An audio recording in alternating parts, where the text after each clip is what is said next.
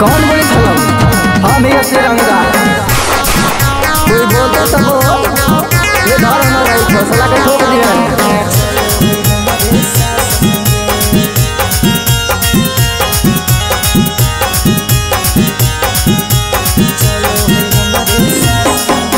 ज्यादा तू बोले न छौड़ी गे, करे न ढेर मन मौजी गे। ज्यादा न कर तू भाषण गे, चलो है हमारे शासन गे। हे गे अभी ज्यादा न बोले तू छौड़ी गे, करे न ढेर मन मौजी गे। ज्यादा न कर तू भाषण गे, चलो है हमारे शासन गे। अब कौन बोला हो कौ तोरा घर भागे छौड़ी, अगले जो ना हमर रही फला भागे छौड़ी। अब कौन बोला हो कौ तोरा घर भागे छौड़ी, अगले जो ना हमर रही फला भागे छौड़ी।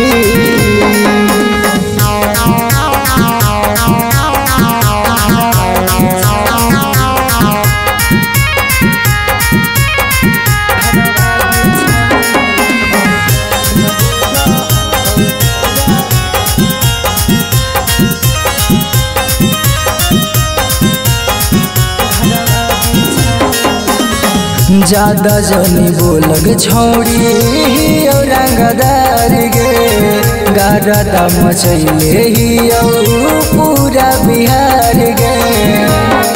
हाँ ज्यादा जनी बोलग छौड़ी और रंगदार गे। गाड़ा दम चले ही पूरा बिहार गे।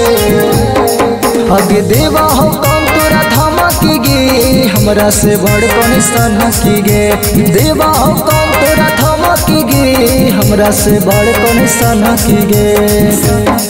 अब कौन बोला हो कौ तोरा घर भागे छौड़ी, अगले जो ना हमर रही फला भागे छौड़ी। अब कौन बोला हो कौ तोरा घर भागे छौड़ी, अगले जो ना हमर रही फला भागे छौड़ी।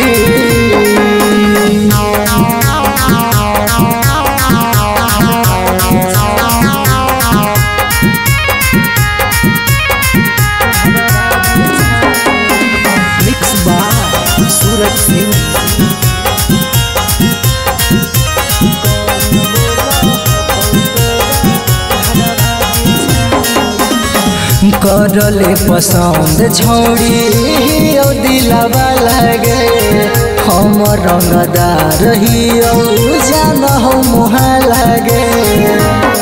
हाँ करले पसंद छौड़ी और दिलवा लगे, हम रंगदार ही जान है मुहा लगे।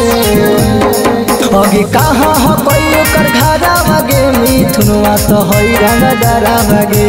कहाँ हो कोई कर घरा भागे, सूरजवा तो हई रंगदारा भागे। अगे कौन बोला हो कौ तोरा घर भागे छौड़ी, अगले जो ना हमर रही फला भागे छौड़ी। अब कौन बोला हो कौ तोरा घर भागे छौड़ी, अगले जो ना हमर रही फला भागे छौड़ी।